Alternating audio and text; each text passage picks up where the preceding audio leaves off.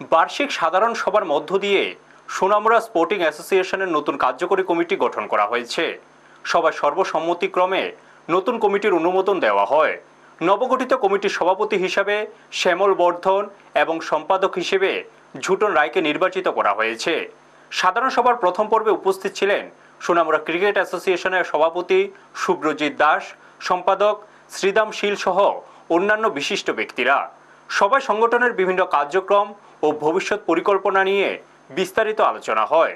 নতুন 24 সদস্যের কার্যকরী কমিটিতে সহ সভাপতি হিসাবে আমিনুল ইসলাম, সহ সম্পাদক হিসেবে বিপুল চক্রবর্তী এবং কোষাধ্যক্ষ হিসেবে কবির লাল দেব দায়িত্ব পেয়েছেন।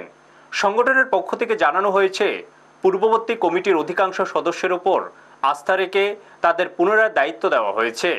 ফলে পূর্বের ধারাবাহিকতা বজায় রেখেই নতুন কমিটি সংগঠনের কার্যক্রম পরিচালনা করবে।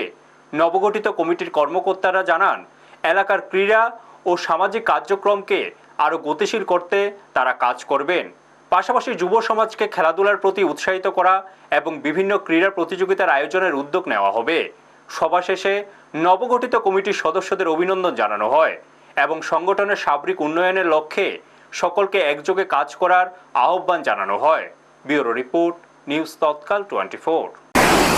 অ্যাকচুয়ালি আমাকে আজকে থেকে 3 বছর আগে স্পোর্টিংয়ের যে দায়িত্ব দেওয়া হয়েছে, স্পোর্টিংয়ের কমিটির তরফ থেকে আমি যতটুকু পেরেছি গত 3 বছর আমরা খেলাধুলা চালিয়েছি।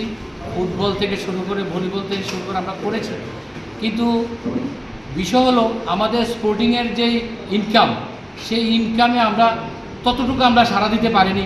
তো এখন আমাদের সরকারকে আমরা বিভিন্ন দাবি রেখেছি, আমাদের মাঠ সংস্কার করে দেওয়ার জন্য, স্টেডিয়াম করে দেওয়ার জন্য, বিভিন্ন রকমের ইভেন্টের মাঠগুলি বাস্কেট থেকে শুরু করে ভলিবল থেকে শুরু করে, কিন্তু আমরা সেই সাড়া আমরা পেয়েছি।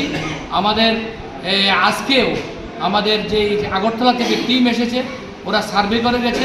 আগামী দিন আশা রাখি যে সুন্দরভাবে আমাদের এই যে স্পোর্টিং অ্যাসোসিয়েশন গ্রাউন্ড, সেটা স্টেডিয়াম হবে, সেই মাঠ হবে, সেই আমরা আশা রাখছি।